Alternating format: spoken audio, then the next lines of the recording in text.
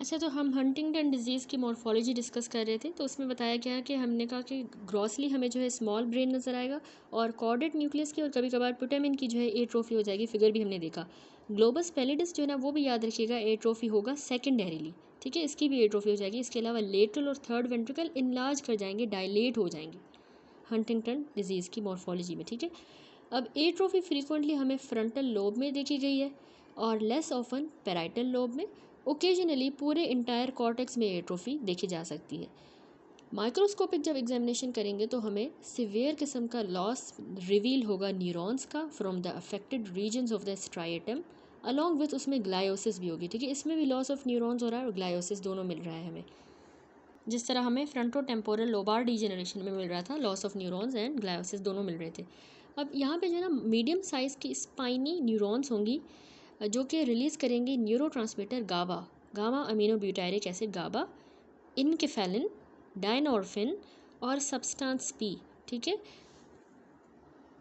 तो ये इस तरह के न्यूरॉन्स, मीडियम साइज़ के स्पाइनी न्यूरॉन्स जो इस तरह के ये न्यूरोट्रांसमीटर रिलीज़ करते हैं ना, ये स्पेशली सेंसिटिव होंगे और डिसअपियर कर जाएंगे अर्ली इन द डिजीज़, ठीक है, ये डिसअपियर हो जाएंगे इस डिजीज़ में।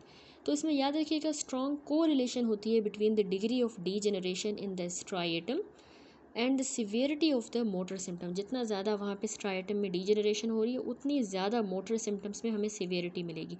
देखा ना, ये गाबा वगैरह इनहिबिटरी न्यूरॉन्स है, तो इनहिबिशन हो ही नहीं पा रही है, डीजनरेट कर रहे हैं, तो उसकी वजह से तो हाइपर काइनेटिक ये हंटिंगटन डिजीज़ हो रही है, हाइपर काइनेटिक मूवमेंट डिसऑर्डर है ना, क्योंकि इनहिबिशन नहीं हो रही मूवमेंट की, बहुत ही ज़्यादा हाइपर मूवमेंट हो रही है। तो जितनी ज़्यादा डीजनरेशन होगी स्ट्राइटम में उतनी ज़्यादा सीवियर के मोटर सिम्टम्स होंगे। There is also an association between the cortical neuronal loss and dementia. जितना, इसके अलावा हमने कहा कि कॉर्टेक्स में ही जो है डिमेंशिया से रिलेटेड होता है, तो कॉर्टेक्स में जितने ज़्यादा न्यूरॉन्स लॉस होंगे उतने ज़्यादा सीवियर का किस्म का डिमेंशिया होगा।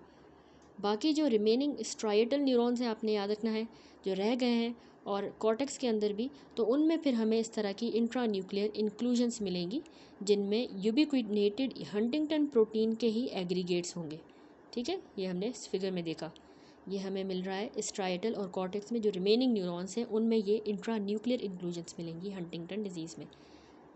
That's it. नेक्स्ट हमारा टॉपिक है स्पाइनोसेरिबेलर अटैक्सियाज।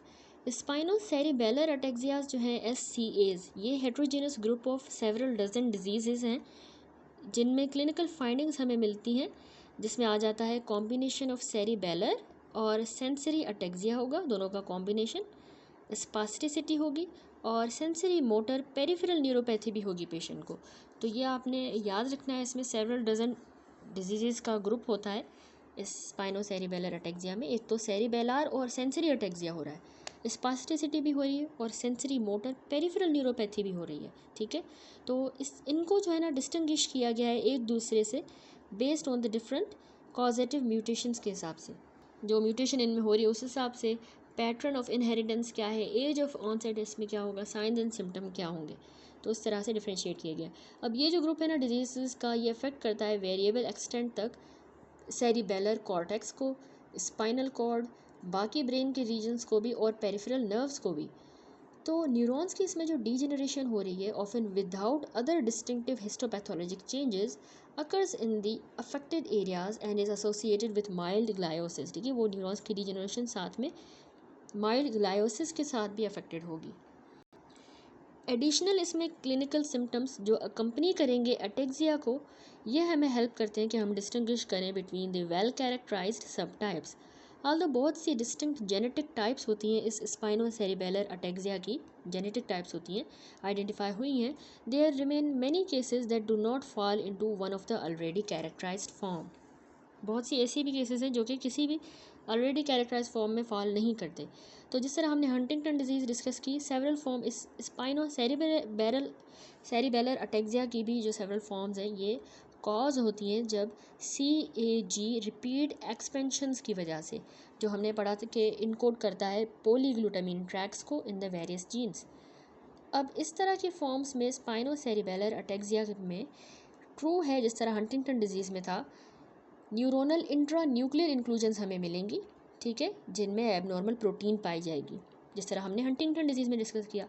और इसके अलावा इसका इन्वर्स को रिलेशन होता है between the degree of repeat expansion and the age of onset.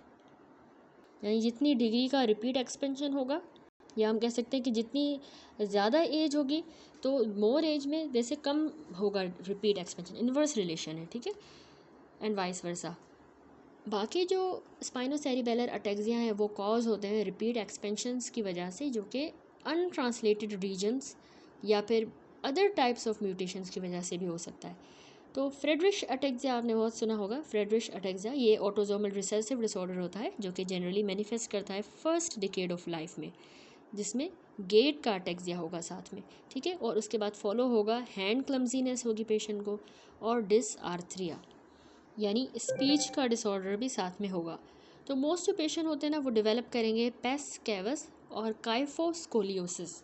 Pace कैवस हमें पता है कि हाई प्लांटर आर्क होती है ना पाँव की, उसको कहते हैं। तो मोस्ट फ्रेडरिश अटैक्सिया वालों को पेस कैवस भी होगा, काइफोस्कोलियोसिस होगा, ठीक है, और इसमें ज़्यादा हाई इंसिडेंस होता है कि इनको कार्डियक डिजीज़ हों और डायबिटीज़।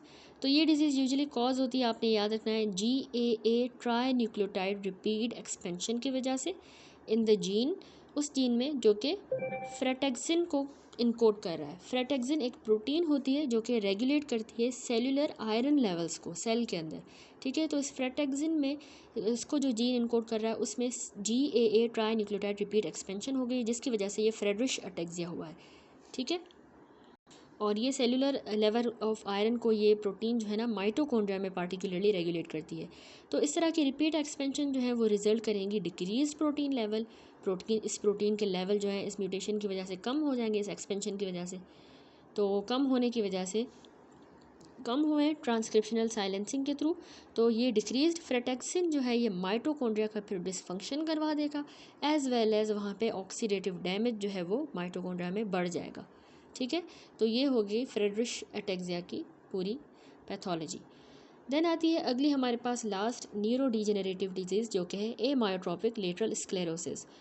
देखिए एमायोट्रोपिक लेटरल स्क्लेरोसिस जिसको हम ALS कहते हैं, ये रिजल्ट करता है from the death of the lower motor neurons. याद रखिएगा कि लोअर मोटर न्यूरॉन्स है ना स्पाइनल कॉर्ड में, वो उनकी डेथ हो गई है, और ब्रेन स्टेम में as well as upper motor जो न्यूरॉन होते हैं बेट्स सेल्स जिसको हम कहते हैं, वो भी मोटर कॉर्टेक्स में उनकी भी डेथ हो गई है। तो क्या है ALS? Death of the lower motor neuron in the spinal cord and brain stem as well as upper motor neuron in the motor cortex.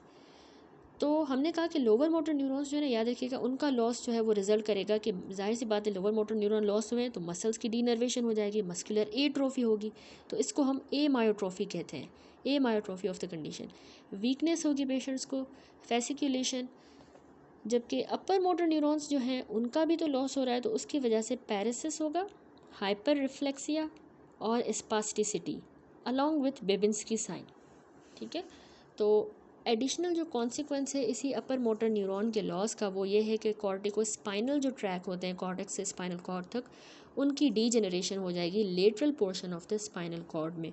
तो हम इसको कहते हैं लेटरल स्क्लेरोसिस, ठीक है। एमायोट्रोपिक लेटरल स्क्लेरोसिस में ये इसका यही मतलब है कि वो lateral portion of spinal cord में कॉर्टिको स्पाइनल ट्रैक की डीजेनरेशन हुई है।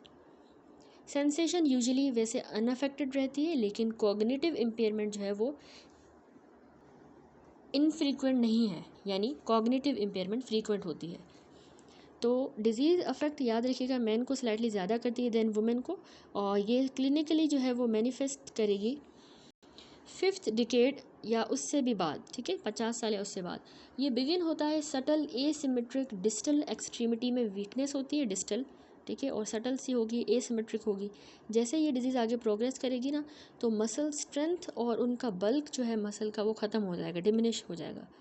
इनवॉलंटरी पेशेंट को कॉन्ट्रैक्शंस होंगी इंडिविजुअल मोटर यूनिट्स में, जिनको हम कहते हैं फेसिकुलेशन, ठीक है। मोटर यूनिट्स की जो है वो कॉन्ट्रैक्शंस होती हैं, फेसिकुलेशंस, वो भी ALS में होगी। डिजीज़ फिर इवेंचुअली इन्वॉल्व कर जाएगी रेस्पायरेटरी मसल्स को। अब रेस्पायरेटरी मसल्स इन्वॉल्व होंगे तो रिकरेंट बाउट्स होंगे पल्मोनरी इन्फेक्शन के, जो कि कॉज ऑफ डेथ बनते हैं इसमें। बैलेंस जो है अपर और लोअर मोटर न्यूरॉन की इन्वॉल्वमेंट का ये वेरी कर सकता है।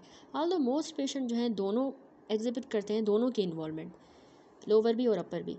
कुछ पेशेंट्स में degeneration lower brain stem cranial motor nuclei की होगी अर्ली, और फिर प्रोग्रेस करेगी रैपिडली, ठीक है। ब्रेन स्टेम है ना, वहाँ पे जो लोअर ब्रेन स्टेम है वहाँ पे हमें पता है क्रेनियल मोटर न्यूक्लियाई होते हैं, तो उनकी जो है वो हो जाएगी रीजनरेशन अर्ली हो जाती है किसी किसी में और प्रोग्रेस करेगी जल्दी से। इस पैटर्न को हम रेफ़र करते हैं बल्बर एमायोट्रोफिक लेटरल स्क्लेरोसिस, बल्बर, ठीक है। तो with this disease pattern abnormalities of swelling होंगी और स्पीकिंग की एबनॉर्मलिटीज़ डोमिनेट करेंगी इस बल्बर एमायोट्रोपिक लेटरल स्क्लेरोसिस में। अब पैथोजेनेसिस किस तरह हो रही है एमायोट्रोपिक लेटरल स्क्लेरोसिस? याद रखिएगा कि बहुत से जबकि केसेस जो है वो स्पोरेडिक होते हैं, लेकिन तकरीबन 10% फैमिलियल होते हैं, मोस्टली ऑटोसोमल डोमिनेंट इनहेरिटेंस के साथ। फैमिलियल वाली डिजीज़ जो है वो पहले होती है अर्लियर इन द लाइफ बनस्पत स्पोरेडिक डिजीज़ के, लेकिन वंस अगर सिम्टम आ गए तो क्लिनिकल कोर्स दोनों ही का सेम होता है, फैमिलियल का भी और स्पोरेडिक का भी। म्यूटेशंस आ जाती हैं सुपर ऑक्साइड डिसम्यूटेज जीन के अंदर, ठीक है, SOD1 इसको हम कहते हैं। इस जीन में क्रोमोसोम नंबर 21 पे लोकेटेड होता है। म्यूटेशन आ जाएंगी जो कि पहले आइडेंटिफाई हुई है genetic cause of the ALS, ठीक है, यही इसका कॉज बना है और अकाउंट करती हैं तकरीबन 20% फैमिलियल फॉर्म्स को, ठीक है। 20% फैमिलियल में हमें इसी में SOD1 में म्यूटेशन मिलती है। अब इस तरह की म्यूटेशन थॉट हुई है कि ये एबनॉर्मल सी misfolded forms of SOD1 protein बना देंगी, मिसफोल्डेड और एबनॉर्मल सी, जो जाके ट्रिगर करेगी अनफोल्डेड प्रोटीन रिस्पॉन्स और एपोप्टोटिक डेथ करवा देगी न्यूरॉन्स की, ठीक है। अनफोल्डेड प्रोटीन रिस्पॉन्स फिर इनिशिएट होगा ना, तो न्यूरॉन्स की एपोप्टोटिक डेथ हो जाएगी इसमें। ये थोड़ी इसकी पैथोजेनेसिस है। इसके अलावा अ नंबर ऑफ बाकी भी जेनेटिक लोका आइडेंटिफाई हुए हैं जो एसोसिएटेड हैं ALS के साथ। मोस्ट जो कॉमन फैमिलियल ALS है वो आपने याद रखना है हेक्सा न्यूक्लियोटाइड रिपीट एक्सपेंशन आ जाता है जीन के अंदर। पहले हम ट्राई न्यूक्लियोटाइड वगैरह डिस्कस करके आए हैं पिछली डिजीज़ में। यहाँ ALS में hexa nucleotide repeat expansion gene में मिलता है, जो कि with the rather कंबरसम name C9 और F72, इसको कहा जाता है chromosome number 9 open reading frame 72, ठीक है। C9 ORF 72 open reading frame 72। तो इसमें जो है ना इस हेक्सा न्यूक्लियोटाइड रिपीट एक्सपेंशन को ये नाम भी दिया गया है। तो मोस्ट कॉमन जो फैमिलियल ALS है उसमें ये भी हमें मिलता है इस जीन के अंदर, जो कि फ्रीक्वेंटली एक्सपेंड हो जाता है in the frontotemporal lobar degeneration, उसमें भी ये फ्रीक्वेंटली एक्सपेंड हो जाता है, ठीक है, ये जीन। तो प्रोटीन जो इनकोड होता है इस C9 ORF 72 से, जो प्रोटीन इनकोड होती है वो एसोसिएट करेगी with the RNA binding protein notably. बाकी दो जीन्स जब म्यूटेटेड होंगे तो वो भी ALS करवाते हैं। एक TTB43 जो हमने डिस्कस किया फ्रंटल टेम्पोरल लोबार डीजेनरेशन में भी था इन्वॉल्व, और इसके अलावा FUS जो इनकोड करती है RNA बाइंडिंग प्रोटीन्स को। यानी हमने यहाँ पे डिस्कस किया कि वो प्रोटीन जो इस C9 ORF 7 की वजह से इनकोड होती है वो प्रोटीन, वो साथ में एसोसिएटेड हो RNA बाइंडिंग प्रोटीन्स के साथ। तो उसके साथ अगर दो बाकी और जीन्स भी म्यूटेटेड हो ना, जिनमें एक तो TTB43 आ जाता है और दूसरा FUS, ये भी अगर म्यूटेटेड होंगे तो उसमें पेशेंट को ALS होगा, एमायोट्रोपिक लेटरल स्क्लेरोसिस। अब ये जो सारी कन्वर्जेंस हो रही है ना, ये सजेस्ट करती है कि एबनॉर्मलिटी RNA की प्रोसेसिंग में डायरेक्टली या इनडायरेक्टली कंट्रीब्यूट कर रही है in the pathogenesis of ALS, ठीक है, RNA की प्रोसेसिंग। लेकिन ये अभी तक अनसर्टेन है कि कैसे SOD1 की जो म्यूटेशन है, सुपर ऑक्साइड डिसम्यूटेज की जो म्यूटेशन है, वो कैसे फिट कर रहा है इस पिक्चर में, और ये अभी तक रह रहा है to be discovered. As expected from the genetic overlap, there is some clinical overlap between the amyotrophic lateral sclerosis and FTLD, such as cognitive impairment.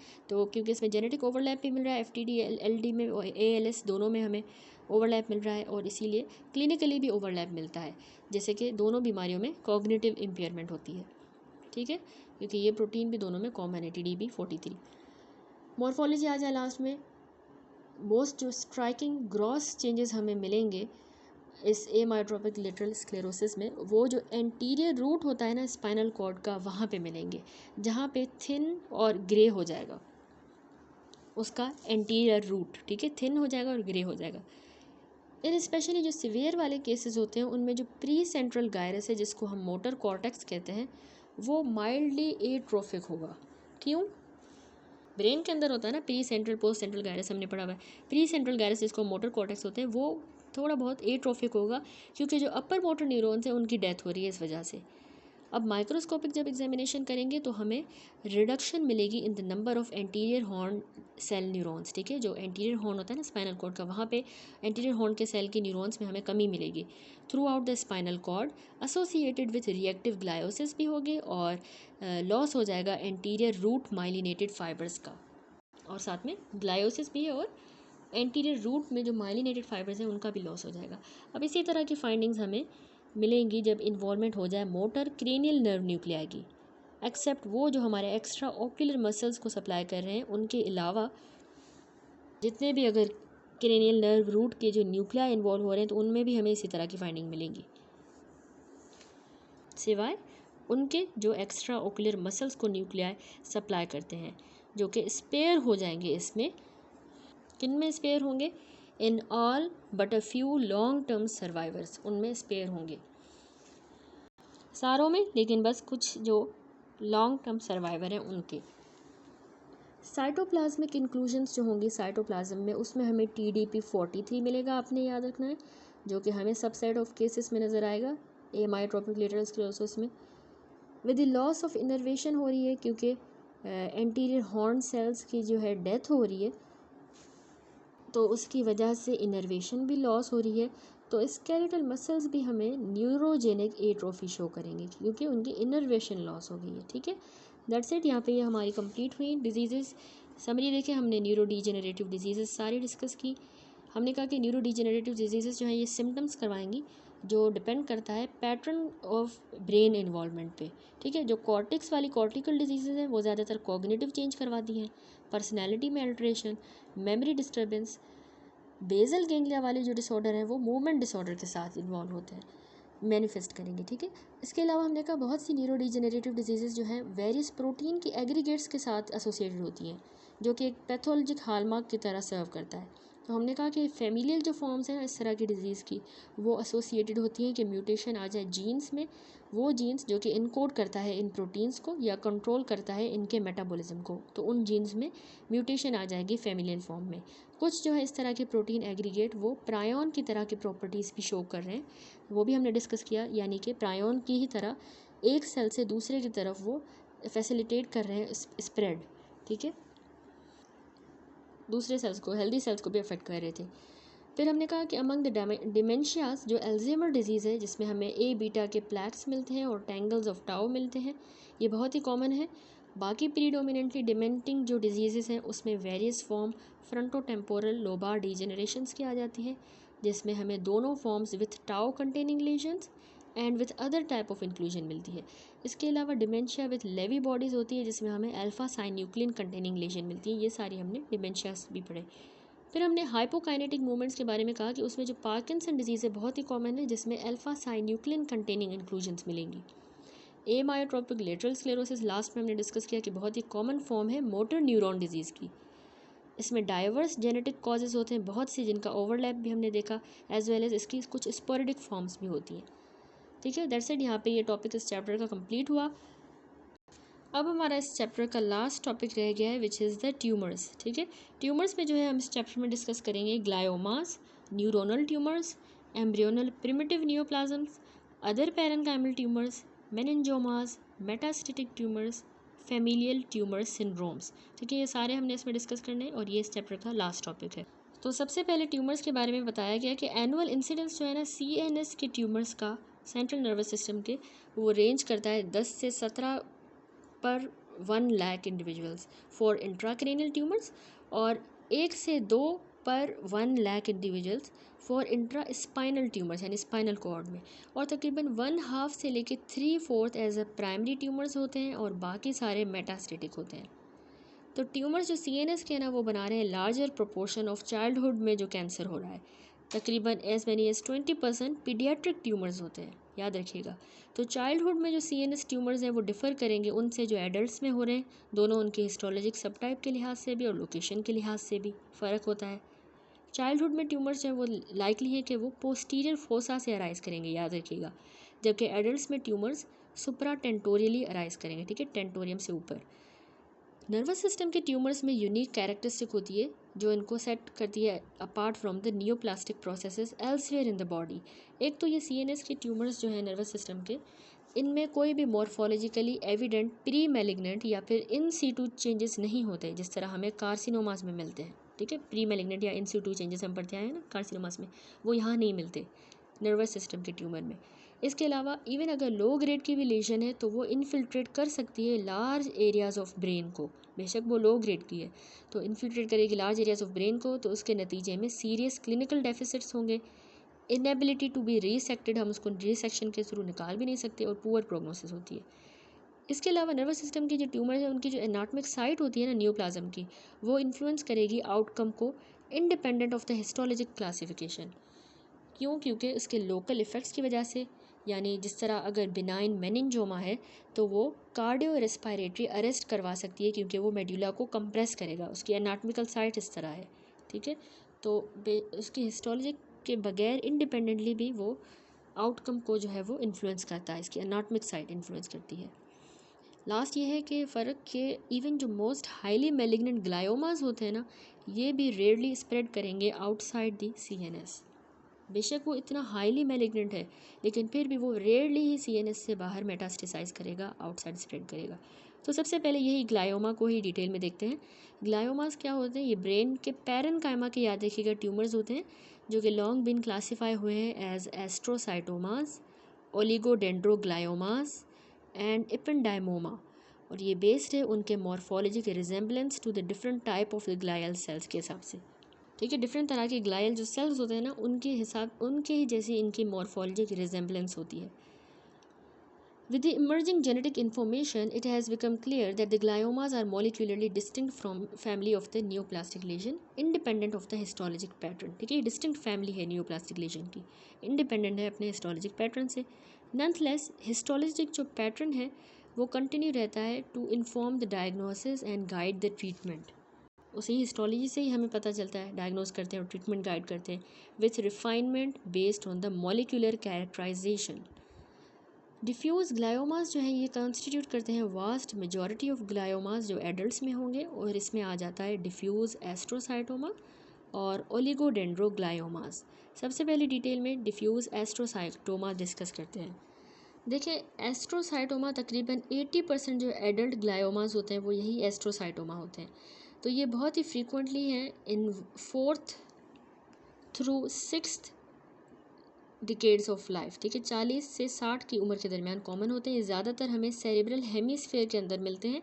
Most common जो इनका प्रेजेंटिंग साइन एंड सिम्टम है वो आपने याद रखना है कि patient को सीशर्स होंगे, हेडेक और फोकल न्यूरोलॉजिक डेफिसिट जो कि उनकी एनाटॉमिक साइट ऑफ इन्वॉल्वमेंट पे जो है उसके साथ रिलेटेड होता है।